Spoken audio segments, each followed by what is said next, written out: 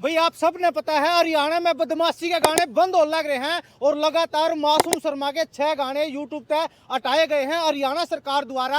और भाई खूब लोगों की राय आ रही है, मासूम शर्मा को सपोर्ट करने लग रहे हैं। लेकिन आज मैं आता सफीदों के अंदर, सफीदों के अंदर कांग्रेस के बड़े नेता मिल गए हैं और देखेंगे भाई वो किसने सपोर्ट करने लग रहे हैं। क्या वो मासूम शर्मा को सपोर्ट करेंगे? क्या गन कल्चर को जो रोकने का काम हरियाणा सरकार करने लग रही है क्या वो ठीक है, या एक मासूम शर्मा को टारगेट करके और उसके गाने डिलीट किए जाने लग रहे हैं?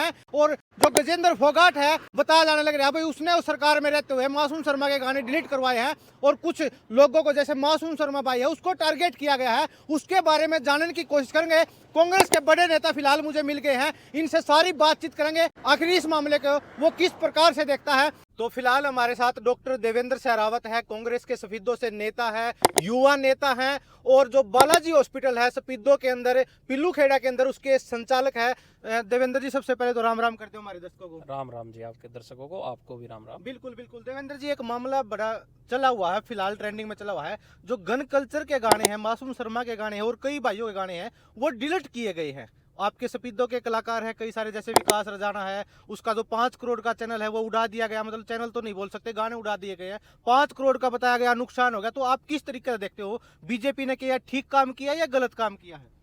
देखो, हमने भी देखा ही है मीडिया रिपोर्ट्स में, आप सब के चैनलों पे हम भी देखते हैं, बहुत गलत किया। यदि ऐसा है, वो साथी जो बता रहे हैं, एक दो सिंगर को सुना भी है इस बारे में कहते हुए, मेरी भी एक दो से बात हुई है सफीदों के अंदर, जो एक दो साथी जिनको मैं जानता हूँ, भाई ये एक्चुअली मामला है क्या, भाई क्या मामला था, क्यों सरकार को ये लेना पड़ा। भाई जो ये चीज है, मैं बताऊं रवि भाई आपको, यदि ऐसा है एक तरफा कार्रवाई हो रही है तो वो चीज तो गलत है। यदि सरकार वाकई में इन चीजों को लेकर सीरियस है तो फिर आप सबको सम्मान लेके चलो। इसमें उन साथियों को ये लग रहा है जिनके आपने डिलीट किए हैं सॉन्ग, उनको ये लग रहा है कि हमारे डिलीट किए हैं।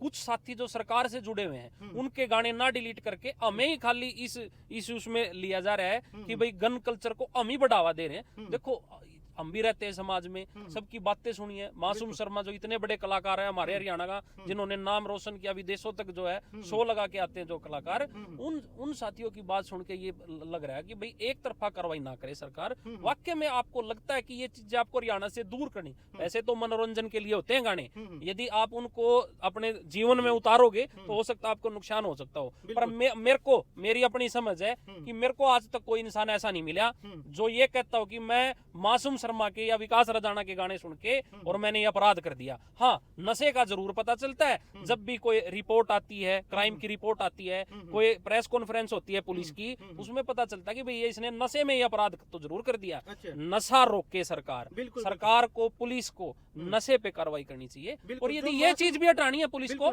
तो मेरा ये मानना है कि सबको सम्मान जो है देवेंद्र जी, जैसे मासूम के बदमाशी के गाने ज्यादातर चलते हैं, ट्रेंडिंग करते, लोग काफी ज्यादा पसंद करते, क्या आपको लगता है इससे अपराध होता है, इससे गैंगस्टर बनते हैं, नए नए युवा बच्चे उनके गाने को सुनकर बदमाशी के रूप धारण कर लेते हैं, ऐसा आपको लगता है? नहीं, मेरी अपनी समझ है, जो मनोरंजन के लिए सॉन्ग बनाए जाते हैं, जो आजकल जो हम देखते थे हमारी शादियों में, ब्याहों में, जो है बाहर के गाने, हिंदी गाने, पंजाबी गाने चलते थे, इन चीजों को यदि हरियाणवी इंडस्ट्री में किसी ने ऊपर उठाया तो जो हमारे आधुनिक जो कलाकार हैं, इसमें मासूम शर्मा और भी बहुत सारे कलाकार हैं। सफीदों का एक लेखक है जो मासूम के साथ रहता है, तकरीबन सारे गाने विकास रजाना भाई लिखता है, उसके चैनल पे खटोला 2 काफी मिलियन गाना चला हुआ था और वो इंटरव्यू में आपने देखा होगा 5 करोड़ का उसका नुकसान बताया गया है। एक गरीब घर से वो आते हैं, तो किस प्रकार से देखते हैं? आपके हल्के का लड़का बहुत बड़ा फिगर है और यदि ऐसा है जो सच बात है तो ये तो बहुत खतरनाक बात है। भाई एक आम घर का, जो मेरे को पता चला, भाई एक आम परिवार से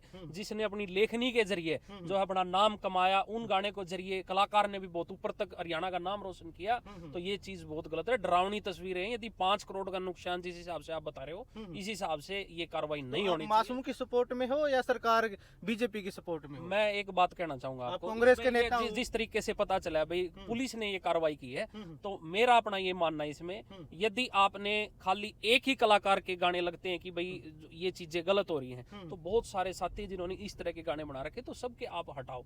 और आपने पूरा गाना डिलीट कर दिया, आजकल एआई का जमाना है, आप कलाकार को नोटिस देते कि भाई ये चीजें आप अपने गाने में से बीप कर दो। बहुत ये चीजें हमने सुनी है, फिल्मों के नाम बदलते देखे हैं, गानों में बीप या उसके लिरिक्स थोड़े से चेंज कर देता कलाकार, गाने को डिलीट करना, उसको फाइनेंशियल हानि पहुंचाना, ये बहुत गलत है। मेरा अपना ध्येय है कि मैं इस चीज में भाई, इन मेरे जो कलाकार साथी हैं, मेरे हल्के के जो लड़के हैं, दो तीन लड़के, ये गलत हुआ है और उनके साथ ये जाति नहीं होनी चाहिए। सरकार को इसमें संज्ञान लेना चाहिए। अगर सरकार इस यदि प्रकार पुलिस का ने कोई कार्रवाई की है ना रवि जी, तो इसमें सरकार को संज्ञान लेके उन कलाकार साथियों को भी जो है सेटिस्फाई करना चाहिए कि या तो आप ऐसा कर लो, नहीं तो आगे, ताकि अब जो ऑन रनिंग प्रोजेक्ट होते हैं, हर आदमी प्लानिंग करता है लंबी, हम बिजनेस से जुड़े हुए हैं, लंबी प्लानिंग करता है आदमी, तो इस तरीके से ये चीजें नहीं होनी चाहिए। बिल्कुल इसमें संज्ञान लेना चाहिए सरकार अभी को। हरियाणा सरकार ने, पुलिस ने ये गाने डिलीट किए हैं, क्या ये हरियाणा तक सीमित रहना चाहिए या पूरे भारत में इस प्रकार की कार्रवाई करनी चाहिए? अगर कार्रवाई करो तो पूरे भारत में करो, खाली हरियाणा को क्यों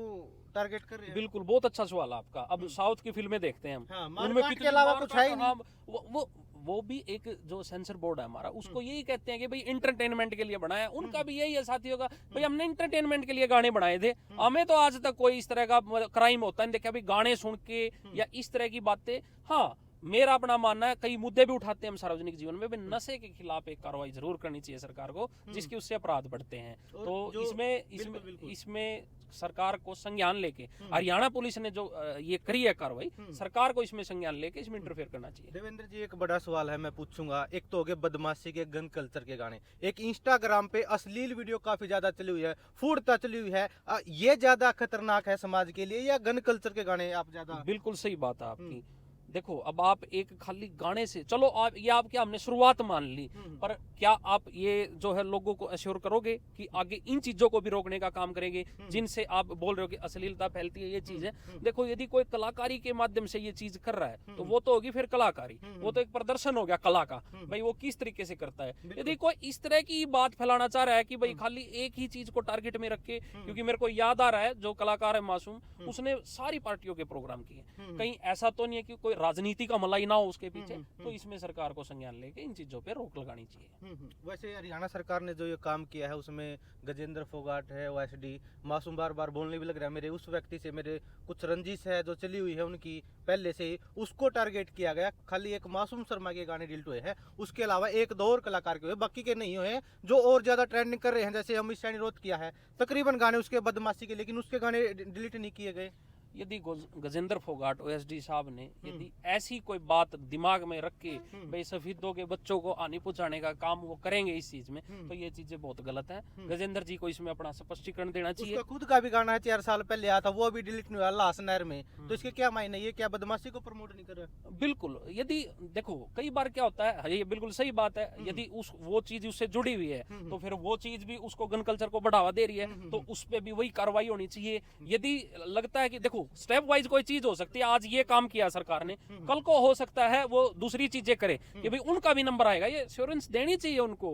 और मेरा तो इसमें दूसरा ध्येय है रवि जी, जो चीज वो आगे करना चाह रहे थे, जो आप बता रहे हो नुकसान ऑन गोइंग जो प्रोजेक्ट आगे आने वाले हैं अपकमिंग, उन वो कैसे करे, बड़ा ये मनसा बड़ी अजीब सी तरीके का मोल हो जाता है। फाइनेंशियल हानि किसी को भी पहुंचाना ये बहुत गलत बात है, सरकार इसमें अपनी गाइडलाइन दे। बिल्कुल। देवेंद्र जी, फिलहाल इलेक्शन टाइम में आपसे मिले थे, काफी दिन बाद मिले हैं, तो फिलहाल क्या कुछ प्रोजेक्ट आपके स्पीडो के अंदर चलने लग रहे हैं? बालाजी हॉस्पिटल के संचालक आप क्या कुछ लोगों के लिए नए सेवाएं लेके लग रहे हो? बिल्कुल, बालाजी हॉस्पिटल पहले की तरह, पहले भी मैंने आपको बताया और आप तो खुद हॉस्पिटल से जुड़े हुए हो, तो सारी चीजें उसी तरीके से आगे बढ़ के सारे ऑन गोइंग जो गवर्नमेंट और प्राइवेट पैनल होते हैं वो सारे हॉस्पिटल में आने जा रहे हैं।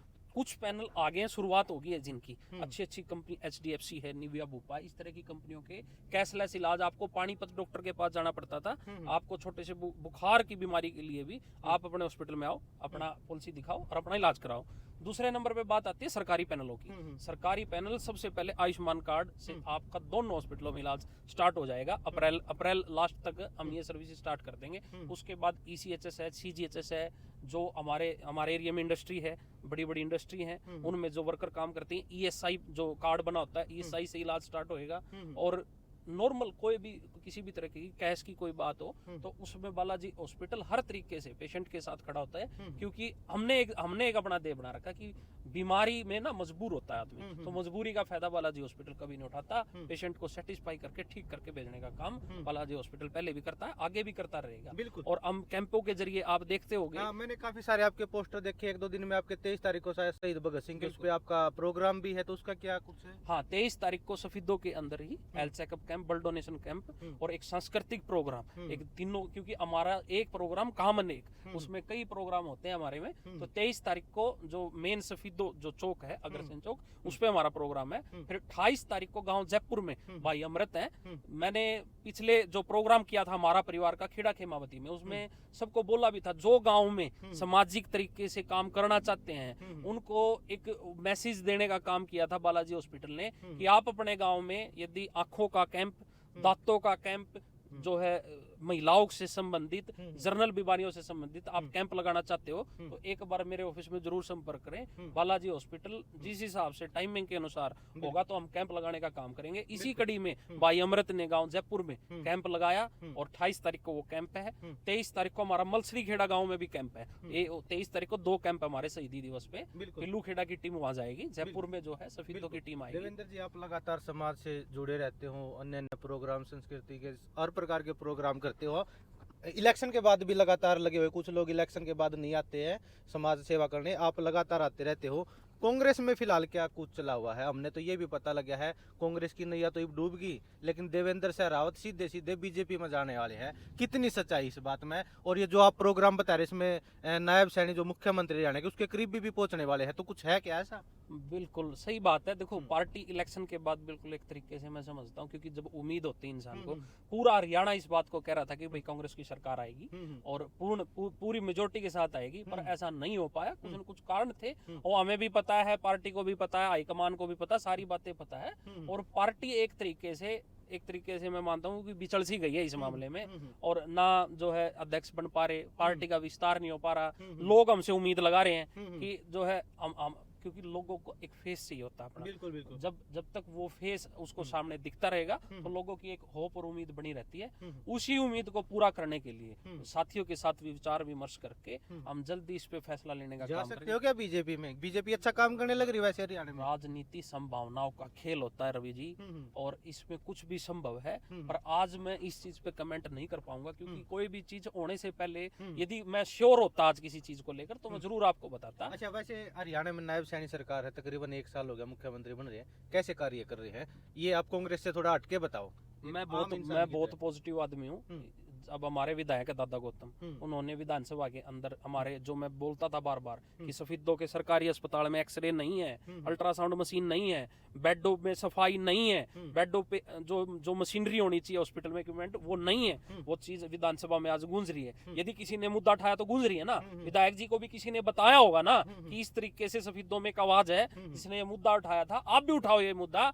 और यदि उनके मुद्दे उठाने से विधानसभा के अंदर आज ये सोल होती है तो सरकारी अस्पताल, क्योंकि कई साथी मेरे को पूछते भी कि सरकारी अस्पताल अच्छा हो जाएगा, तो आप तो खुद अस्पताल से जुड़े हुए हो, तो मैं ये कहना चाहता हूँ जहाँ अच्छे सरकारी हॉस्पिटल होते हैं वहाँ लोगों को बाहर नहीं जाना पड़ता। आज सफीदों की जनता जींद पानीपत जा रही है इलाज कराने के लिए, रोहतक जा रही है बसों में बैठ बैठ के जो है। तो जो ये चीजें होने के बाद आपके सफीदों में ही सफीदों का इंसान अपना इलाज कराएगा, तो उसके बहुत फायदे हैं। सरकारी अस्पताल अकेला 48,000 घर हैं सफीदों हल्के के अंदर, 72 गाँव में 48,000 घर हैं। 48,000 घरों में से आप देखते हो बीमारी इतनी बढ़ गई है कि एक घर में से एक इंसान रोज बीमार, 48,000 लोगों का इलाज कर देगा एक सरकारी अस्पताल? नहीं कर पाएगा। और बहुत सारे लोगों के पास टाइम नहीं होता। कुछ हमारे जैसे अस्पताल में डॉक्टर बड़े हैं, सरकारी में हो सकता ना हो उस टाइम पे भीड़ होने के कारण। तो ये सारी चीजें, तो जो सबसे बड़ी बात है कि भाई जो पॉजिटिव आदमी कोई अच्छी बात कहता है, चाहे वो दूसरी पार्टी का ना हो, चाहे वो इनेलो का हो, बसपा का हो, यदि कोई अच्छी बात कहेगा तो हम उनका बखूबी साथ देंगे। सरकार पॉजिटिव तरीके के साथ जो हम रिपोर्ट्स पढ़ते हैं अच्छा काम कर रही है और इसी तरीके से काम करना चाहिए। हमारी शुभकामनाएं। बिल्कुल देवेंद्र जी, एक सवाल और है मेरा लास्ट। जैसे आप युवा नेता हो सफीदों से, आपके लिए पार्टी जरूरी है या जो लोग आपसे उम्मीद लगा रहे हैं वो जरूरी है? क्योंकि शायद अभी कांग्रेस उस लेवल पे नहीं है और आप शायद बीजेपी में जा सकते हो या नहीं जा सकते हो, मतलब कार्य को देखते हुए बीजेपी में जाओगे या पार्टी को देखते हुए जाओगे? बिल्कुल, बहुत अच्छा सवाल है। यदि पार्टी लेवल की कोई बात आएगी तो उसमें पार्टी सर्वोपरि होती है। बिल्कुल। जहाँ पे हल्के की बात आएगी, हम्म। हल्के के लोगों की बात आएगी, तो वहाँ हल्के के लोग जरूरी हैं, क्योंकि मैं यहाँ का बेटा हूँ, बिल्कुल। यहाँ का सिपाही हूँ। जो लोग मेरे से कुछ उम्मीद लगाते हैं मेरे साथी, बिल्कुल। उनको हमने पूरा भी करना है। हम्म। जो हमने मुद्दे उठाए थे आज वो विधानसभा में गूंज रहे हैं जी, हम्म। और आगे भी इसी तरीके से सफेदों के हक के लिए जो चीज हमने गांव में जा जाके, कैंपों में जा जाके जिन आवाजों को उठाया, आज यदि हमारे विधायक उसको उठा रहे हैं तो बहुत अच्छी पहल है, और मैं हल्के को लोगों को सबसे ऊपर मानता हूँ। बिल्कुल। कुछ लास्ट में कुछ कहना चाहोगे सफेदो वासियों को, हल्का वासियों को? बिल्कुल, जो भी साथी आप सब स्वस्थ रहें, शिक्षित बने बच्चे, अपने माँ बाप का जो है नाम रोशन करें, और आप सब यहाँ पहुँचे, आपका भी बहुत धन्यवाद। और आप भी सफेदो हल्के की आवाज़ इसी तरीके से उठाते रहा करो, क्योंकि मैं देखता भी रहता हूँ आप अलग अलग जगह जाके हरियाणा में जो है लोगों की आवाज़ उठाने का काम करते हो। इसमें सफेदो हल्के को भी नहीं छोड़ना आपने, ऐसी आवाज़ उठाती रहनी है, और इसी तरीके से आप काम करते रहें। आपको बहुत बहुत शुभकामनाएं। बिल्कुल। तो भाई जल्दी जल्दी वीडियो के नीचे कमेंट जरूर कर दियो, चाहे मासूम वाला मामला हो, चाहे सफेदों की बात हो, चाहे बीजेपी की बात हो, या नायब सैनिक की बात हो, या कांग्रेस की बात हो, कौन किस लेवल पे चल रहा है, आप लोग समाज का आईना हो, आप लोग कमेंट करके बताओ। इस वीडियो ने जितना उसका साथ के साथ शेयर करियो। जय हिंद, जय भारत।